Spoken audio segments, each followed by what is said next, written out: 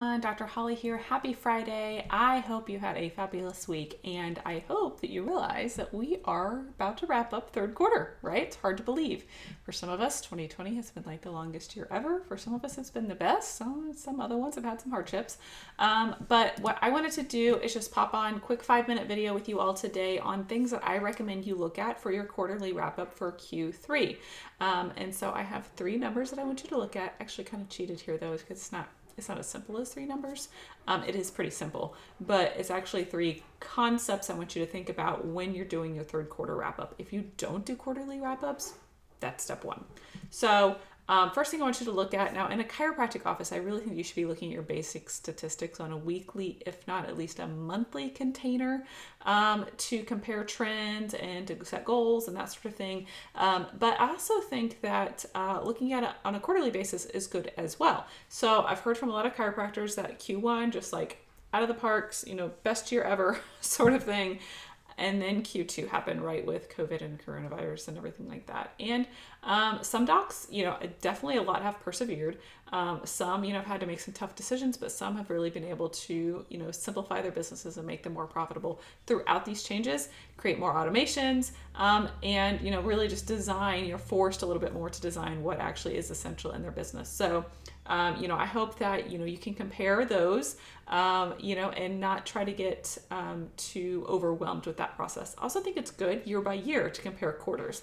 If you've only been in practice for a couple of years, or maybe you're not even hit that 1 year mark, you will come to find that there are certain trends that happen in certain quarters, and that can inform when you want to take time off and things like that. So just things to think about. We are moving into the holidays. Does that change anything you do with your marketing message? Does that change any time that you're taking off before the end of the year? Does that change your revenue, expenses, bottom line? So just basic stuff there.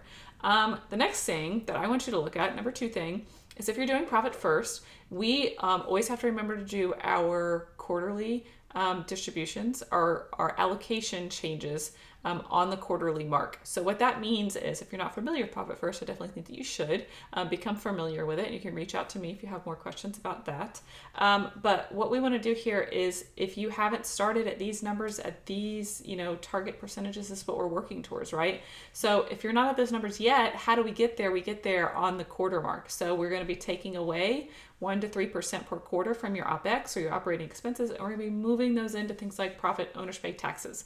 Now, once you get rocking and rolling with this, say 18 months, get a few quarters under your belt, maybe your taxes are stable and you don't still need to put money into that.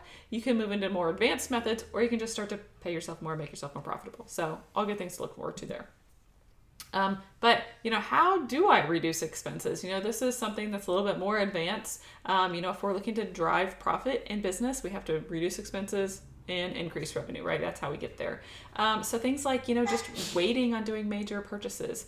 If you don't really need it right now, then don't do it. Definitely don't get caught in the tax trap of thinking you have to buy a big piece of equipment before December 31st in order to get the tax write-off. I challenge that notion. I think that you should, buy things as you need them, but you definitely have to save for your taxes and pay yourself first, make a profit, okay? So those are just some things to do. Never be afraid to negotiate. Never be afraid to look for a good deal, that sort of thing in your business, because it matters.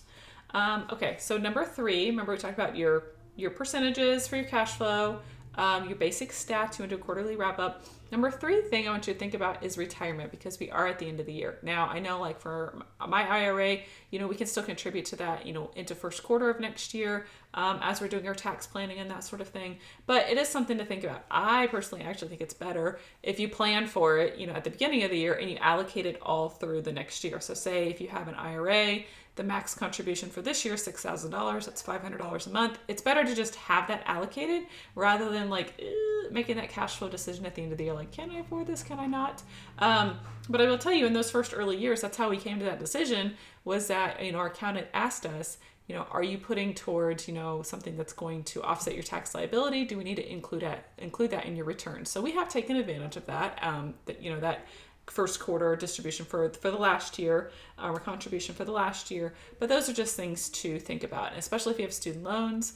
I highly recommend Student Loan Planner, and I know he talks a lot about, if you're on an income-based repayment plan, reducing your tax liability by saving for retirement can help you save money on your student loans. So